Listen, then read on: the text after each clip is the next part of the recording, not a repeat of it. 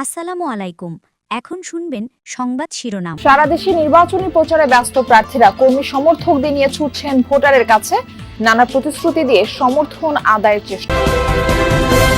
কাল উত্তরবঙ্গ সফরে যাচ্ছেন বিএনপি চেয়ারম্যান তারেক রহমান। ৩ জেলায় নির্বাচনী জনসভা, তৃণমূলের নেতাকর্মীদের উচ্ছ্বাস। প্রস্তুতি জানতে ইসিতে মার্কিন রাষ্ট্রদূত, সিএসির সাথে বৈঠক। আইন শৃঙ্খলা পরিস্থিতি নিয়ন্ত্রণে চ্যালেঞ্জ বলছেন বিশ্লেষকরা। শুধু বাংলাদেশ নয়, গোটা পৃথিবীর নেতৃত্ব দেবে তরুণরা। ডিভাইস এক্সপোতে প্রধান উপদেষ্টা ডিজিটালাইজেশনের বাস্তবায়ন নিয়ে হতাশা। এতক্ষণ দেখছিলেন সংবাদ শিরোনাম, এখন দেখবেন বিস্তারিত। সারা দেশে বিরামহীন গণসংযোগে ব্যস্ত প্রার্থীরা কর্মী সমর্থকদের নিয়ে ছুটছেন শহর থেকে গ্রামে। আগামীর পরিকল্পনা তুলে ধরে ভোটারদের সমর্থন চাইছেন তারা। বাড়ি বাড়ি গিয়ে ভোট চাওয়ার পাশাপাশি মিছিল, মাইকিং, উঠান বৈঠক সহ নানা উপায়ে নির্বাচনী প্রচার চালাচ্ছেন প্রার্থীরা। ব্যানার ফেস্টুনে ছেয়ে গেছে প্রধান সড়ক থেকে অলিগলি। বিভিন্ন রাজনৈতিক দলের প্রার্থীদের পাশাপাশি ভোটের মাঠে সরব স্বতন্ত্র প্রার্থীরাও নানা প্রতিশ্রুতি দিয়েছে ভোটারদের মন জয়ের চেষ্টা করছেন তারা। কোথাও কোথাও প্রার্থীদের পাল্টাপাল্টি অভিযোগে ছড়িয়েছে উত্তাপ। ভোটারদের চাওয়া শান্তিপূর্ণ পরিবেশ, অনাকাঙ্ক্ষিত ঘটনা এড়াতে তৎপরতা জোরদার করেছে আইন শৃঙ্খলা বাহিনী।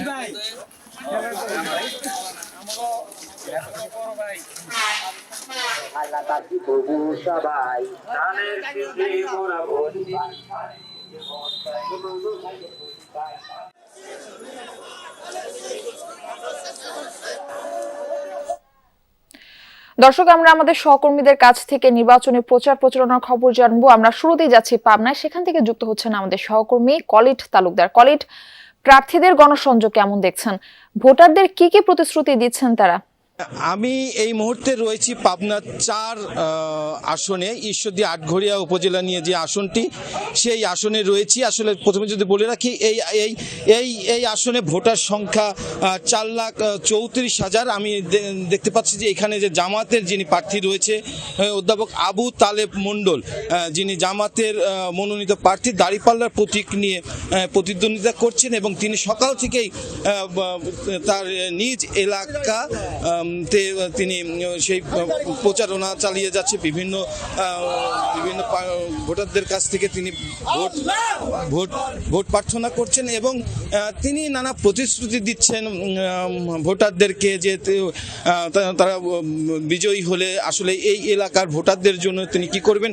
আমি জানতে চেয়েছিলাম তার কাছে যে তারা নির্বাচনী যে ইশতেহার সেটি ঘোষণা করেছে কিনা। তিনি যেটি জানিয়েছেন তারা নির্বাচনী ইশতেহার তারা প্রস্তুত করেছেন, তবে 2-1 দিনের মধ্যেই তারা সংবাদ সম্মেলনের মাধ্যমে যে নির্বাচনী ইশতেহার সেটি তারা ঘোষণা করবেন। মানে কি এই আসনে 7 জন প্রার্থী প্রতিদ্বন্দ্বিতা করছেন। তার মধ্যে বিএনপির রয়েছেন হাবিবুর রহমান হাবিব, যিনি ধানের শীষ প্রতীক নিয়ে নির্বাচন করছেন। এছাড়াও রয়েছে বিএনপিরই আরেকজন যিনি স্বতন্ত্র থেকে প্রতিদ্বন্দ্বিতা করছে, জাকারিয়া পিন্টু, তার প্রতীক রয়েছে মোটরসাইকেল। এবং আবু তালেব মণ্ডল, যিনি জামাতের মনোনয়ন নিয়ে প্রতিদ্বন্দ্বিতা করছেন, তিনি দাঁড়িপাল্লা প্রতীক। তার সকাল থেকেই যে 7 জন প্রার্থী রয়েছে সবাই প্রচারণায় ব্যস্ত। তবে এই আসনে আসলে 3 জন প্রার্থীর মধ্যেই প্রতিদ্বন্দ্বী সেটি হবে। যে কলিট তালুকদার, আমরা শুনছিলাম আপনার কথায়। আমরা এখন যাব শেরপুরে, সেখানে রয়েছেন আমাদের আরেক সহকর্মী। শেরপুর 1 সদর আসনের পৌর পার্ক একযোগে নির্বাচনী ইশতেহার ঘোষণা করবেন সব দলের প্রার্থীরা। সেখানে আছেন সহকর্মী আদিল মাহমুদ উজ্জ্বল। উজ্জ্বল, ইশতেহার ঘোষণা শুরু হয়েছে কিনা, কি বলছেন প্রার্থীরা?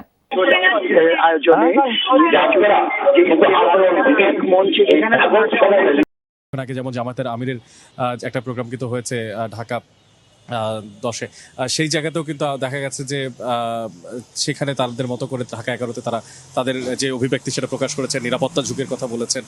আবার তার বিপরীত পাশে যখন আমরা কথা বলেছি গিয়ে সেই একই আসনের শফিকুল ইসলাম খানের সঙ্গে, যিনি বিএনপির প্রার্থী, তিনি আবার বলেছেন যে আসলে নিরাপত্তার কোনো ঝুঁকি নেই, আগামীর যে নির্বাচনটা সেটি সুষ্ঠু হতে যাচ্ছে এবং জনগণ তাদের পাশে আছে। এই যে দুই পক্ষের এক পক্ষ আরেক পক্ষের সঙ্গে মতবিনিময় না হতে পারা এবং তার পাশাপাশি তাদের মধ্যে যে একটা একটা সেটির আসলে শুরু হবে বলে এলাকাবাসী যারা আছেন, অর্থাৎ যারা সাধারণ ভোটাররা আছেন এই আসনগুলোতে, তারা কিন্তু আসলে আশা করে যাচ্ছেন। আর পাশাপাশি উত্তরা থেকে শুরু করে এই আসনগুলোতে, যেমন ঢাকা 18 আসনে স্বতন্ত্র প্রার্থী মহিউদ্দিন রনি, তিনি কিন্তু তার প্রচারণা চালিয়ে যাচ্ছেন। সেখানেও গুটি কয়েক মানুষ তার সমর্থন দিচ্ছেন। আবার অনেক ক্ষেত্রে অনেকে নিজেরা এগিয়ে এসে তাদের সমর্থনে পাশে দাঁড়াচ্ছেন। আগামীর বাংলাদেশ, সেখানে তিনি আবার ইনসাফের বাংলাদেশের কথা বলছেন। তো সাম্প্রতিক এই যে উত্তরের যেই ইলেকশন বা নির্বাচনকে কেন্দ্র করে যে আনন্দমুখর পরিবেশ, তা কিন্তু আসলে চোখে পড়ার মতোই বলা যায়। লোপা, অনেক আপনাকে ধন্যবাদ আমাদের সাথে যোগ দেওয়ার জন্য। দর্শক, আমরা এবার রাজধানীর মোহাম্মদপুর এলাকায় যেতে চাই। সেখানে আছেন আমাদের সহকর্মী সুমাইয়া ঐশী। ঐশী, মোহাম্মদপুরে এখন কোন প্রার্থীর গণসংযোগ চলছে?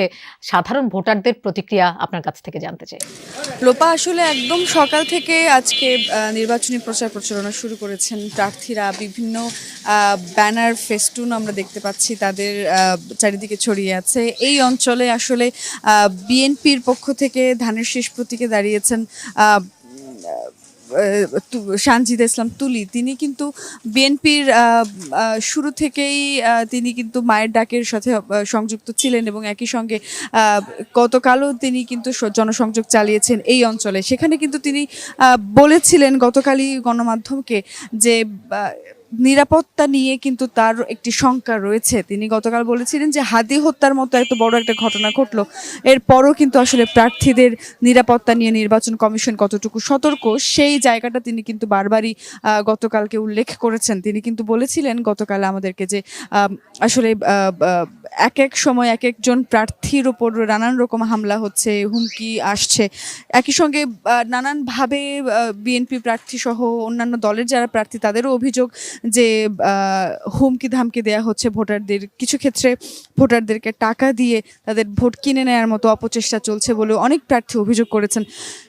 সব মিলিয়ে কম বেশি অভিযোগ রয়েছে সব প্রার্থীরই। তবে আসলে দিন শেষে সুষ্ঠু একটি নির্বাচন হওয়ার জন্য সকলেই আশাবাদী। আজকে সকাল থেকে বিএনপি জোটের পক্ষ থেকে ওয়ার্কার্স পার্টির সাইফুল হকের আমরা প্রচারণা দেখিয়েছি বিগত ঘন্টায়, এবং সেখানে সাইফুল হকও কিন্তু প্রায় একই রকমই অভিযোগ করেছিলেন। তিনি কিন্তু বলেছিলেন আমাদের কিছুক্ষণ আগেও যে কালো টাকা ছড়িয়ে নির্বাচনকে প্রভাবিত করার চেষ্টা করছে একটি পক্ষ।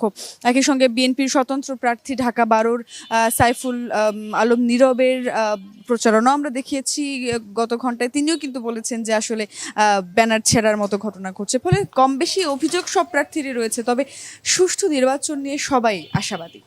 ঐশী, আপনাকে ধন্যবাদ আমাদের সাথে যোগ দেওয়ার জন্য। নির্বাচনী প্রচারণার অংশ হিসেবে আগামীকাল বৃহস্পতিবার রাজশাহী যাচ্ছেন তারেক রহমান। দীর্ঘ 22 বছর পর বক্তব্য রাখবেন জেলার ঐতিহাসিক মাদ্রাসা মাঠের সমাবেশে। সকালে বিমানযোগে তিনি রাজশাহীর উদ্দেশ্যে রওনা হবেন। তারপর স্থানীয় একটি হোটেলে তরুণদের নিয়ে সংলাপে বসবেন। পরে দুপুর 12টায় রাজশাহী মাদ্রাসা মাঠের সমাবেশে যোগ দেবেন তিনি। আয়োজনকে সফল করতে সর্বাত্মক প্রস্তুতি গ্রহণ করেছে বিএনপি।